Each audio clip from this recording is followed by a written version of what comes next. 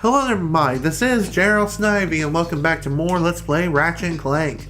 Today we're going to be heading off to another new planet, and that planet is the Blarg Station. Kind of weird, don't you think? Did we find... No, we didn't find the gold bolt here. Oh well, that's okay. Next stop, the Blarg Station.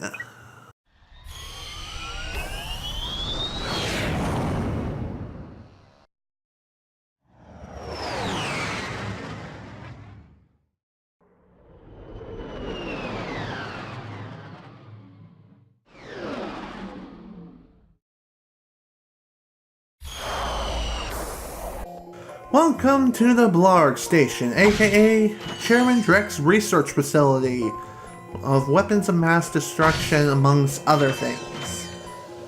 Throughout this place, we have yet another new weapon here. The Taunter. Let's go ahead and buy it. Now the Taunter. Let's talk about it. It sucks. The Taunter, well, as the name suggests, it taunts enemies into coming near your vicinity. Sure, it may seem like it's a useful piece of weaponry, but in all actuality, it really isn't. It's always, in my personal opinion, a better idea to attack your enemies from a distance with your weapons. Although taunting can be useful, here, not so much. And now we have another one of these puzzles, so let's go ahead and fast forward to the solution.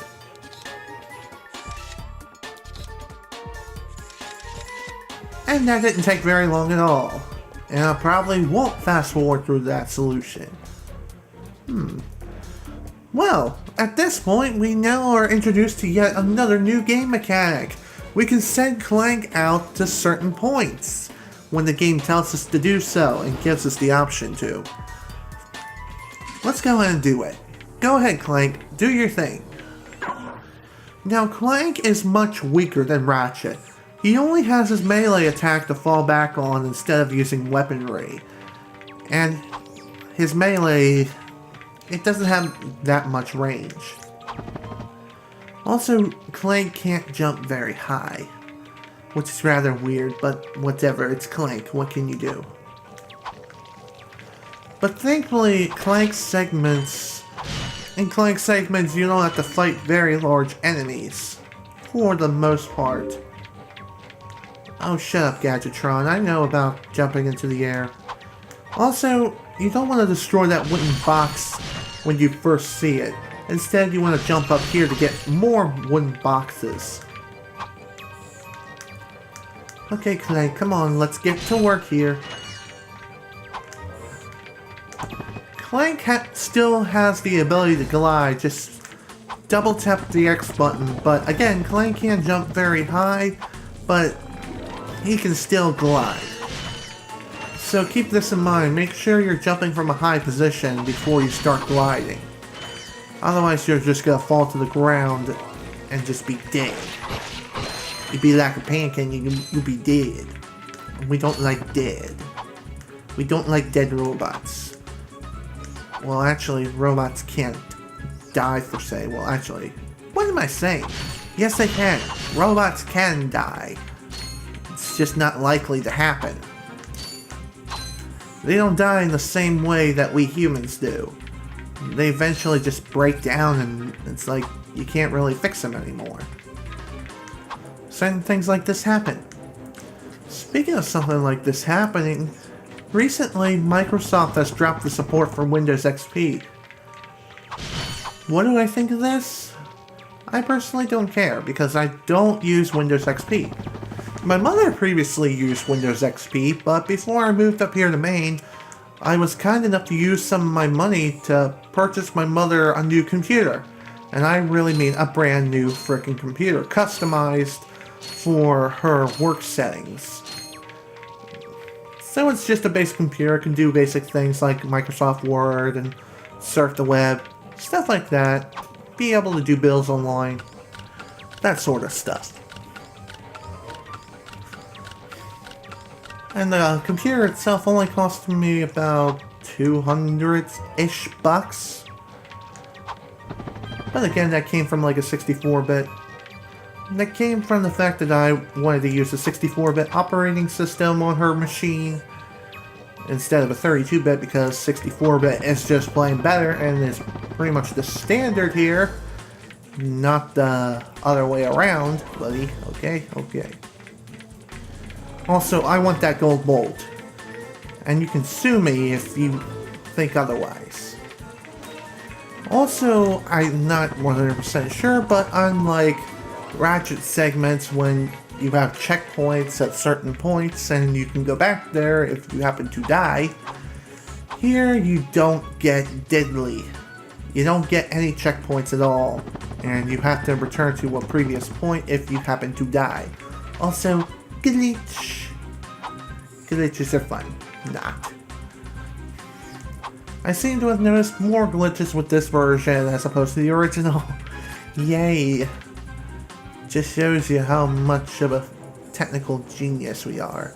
Also, L1, it resets the camera just by tapping it. Just figured that out by complete accident. Is there any way to get to this gold bolt other than some other method that I can't think of off the top of my head? Well, it doesn't look like it, so you know what, screw it. Just screw it. I'm going to move on. Forget it. Let's just go. I would like to play as Ratchet again sometime soon. That would be great.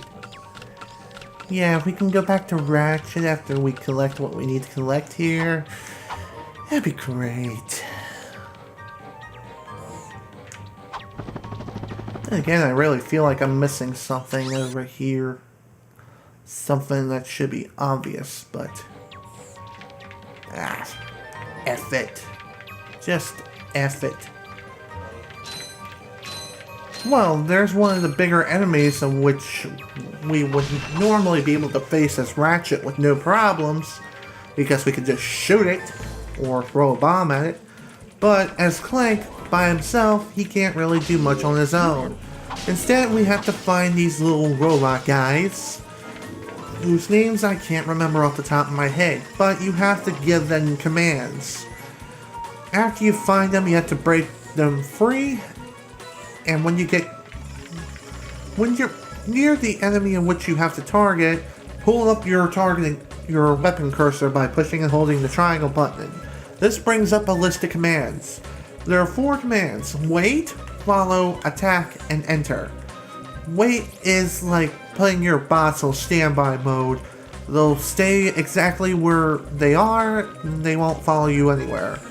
Follow, well, they just follow you around. Attack, they attack the nearest enemy in which you assign them to attack, just like this. And enter, well, they enter certain parts. They enter certain places like those. But before I go ahead and abandon these guys, I feel like there's something else I could do up here. Maybe there isn't. Okay then. But there is something over here, maybe.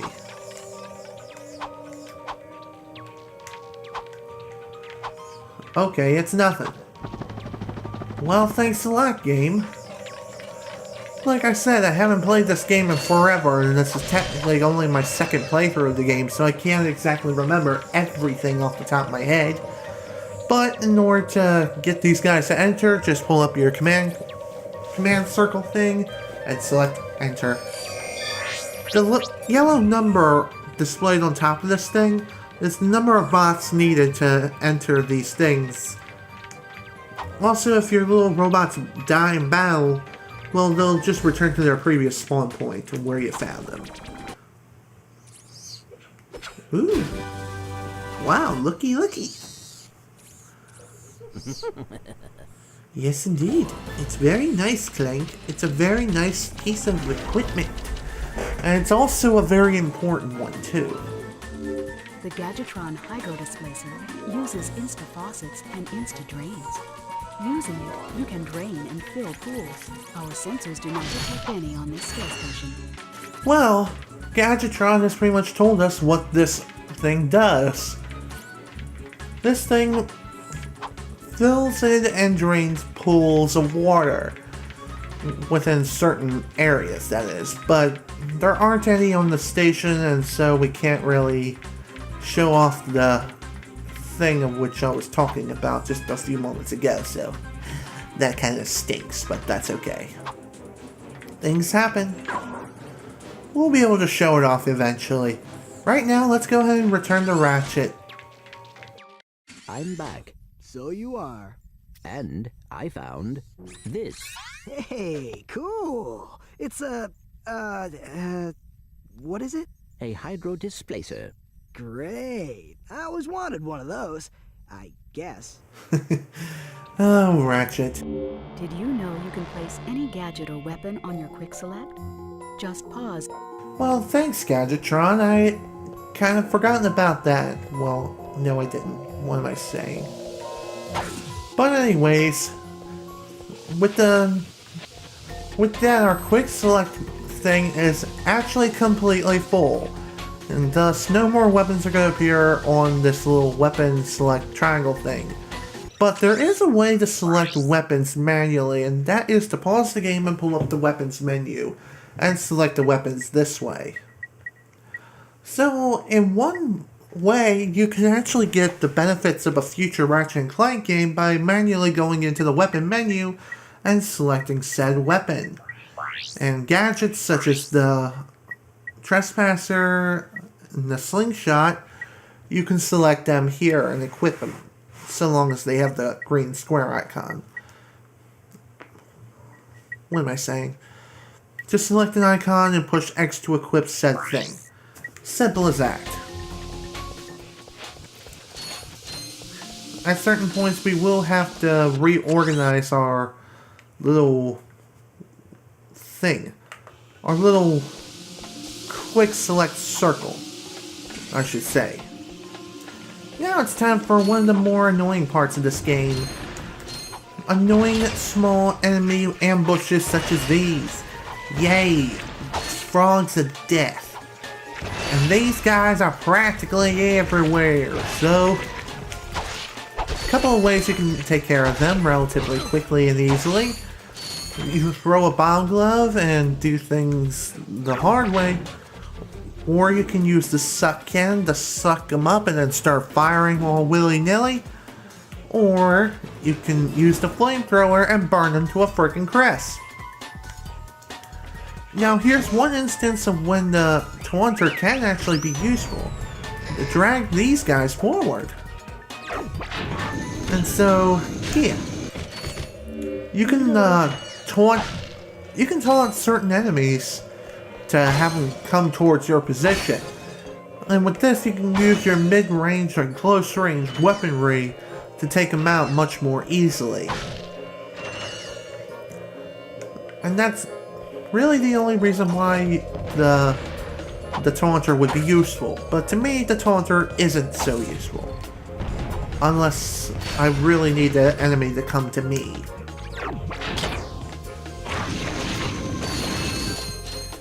And this is why I miss Strafe controls. Because I can't just spin around in circles all willy-nilly all night long until the freaking cows come home. Time for another laser puzzle.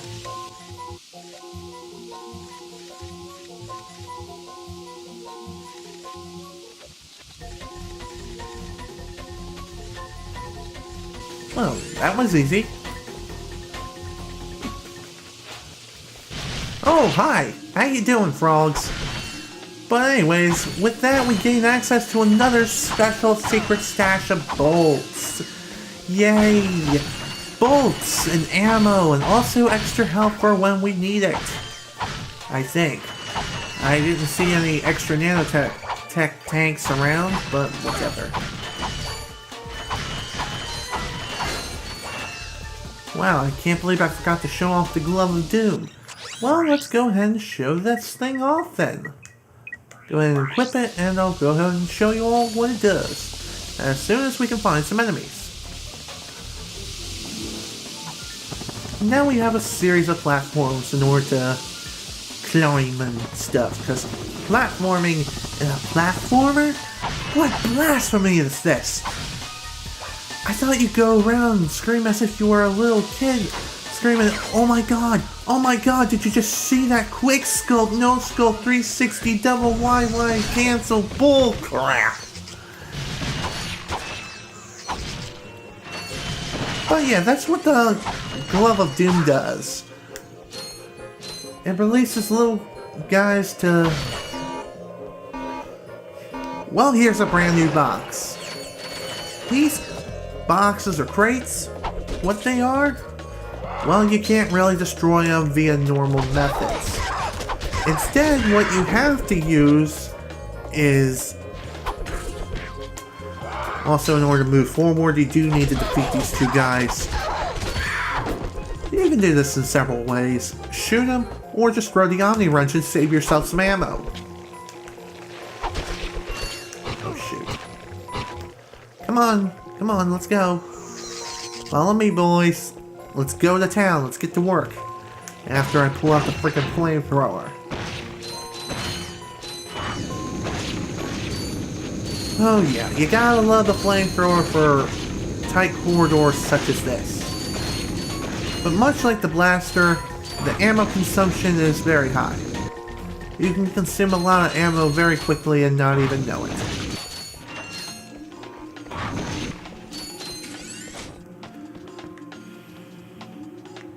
What to do?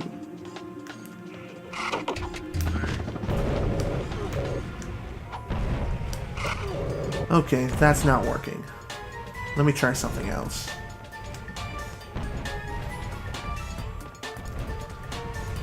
Okay, fire.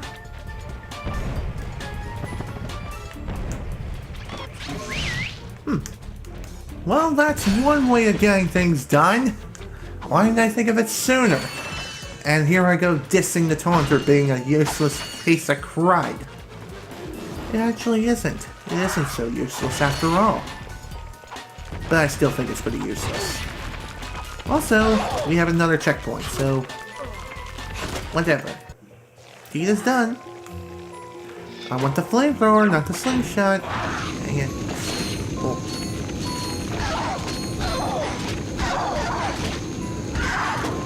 The flamethrower isn't so good for taking out those scorpion guys, so keep this in mind. And be sure to engage those scorpion guys from a distance if you possibly can. You can do this in a couple of methods. Shoot them with a...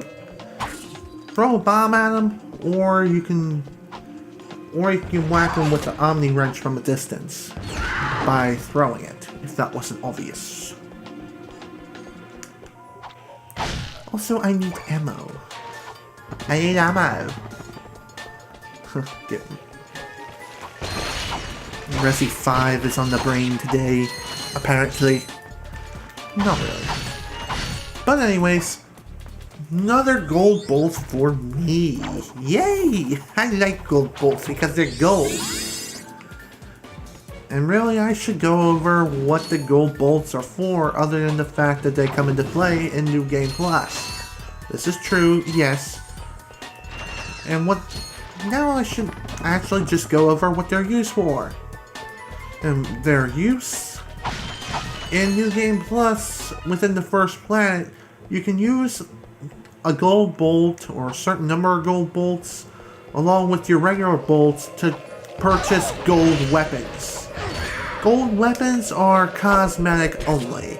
They make your weapons look gold. They don't deal any extra damage or anything like that. They just make your weapons look super, super nice. Desperado wins the day.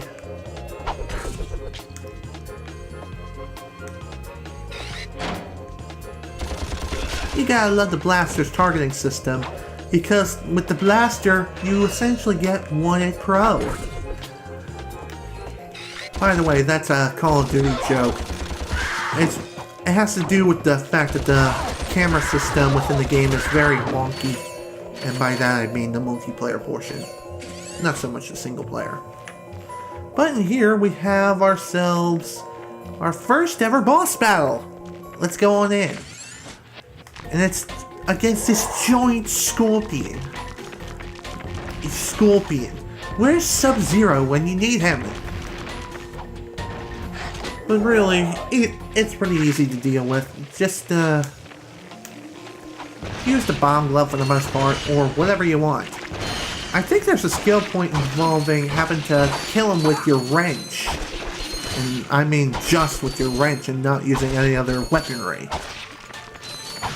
And I think this boss spawns repeatedly, so for every time you visit the place. I could be wrong though. Now, as far as the difficulty is concerned with this guy, it can be difficult and hard to deal with if you're going for the Omni Wrench only challenge, which is, well, it's a very good possibility, and you know what? I think I'm gonna go ahead and give it a shot, so I'll see you all back there.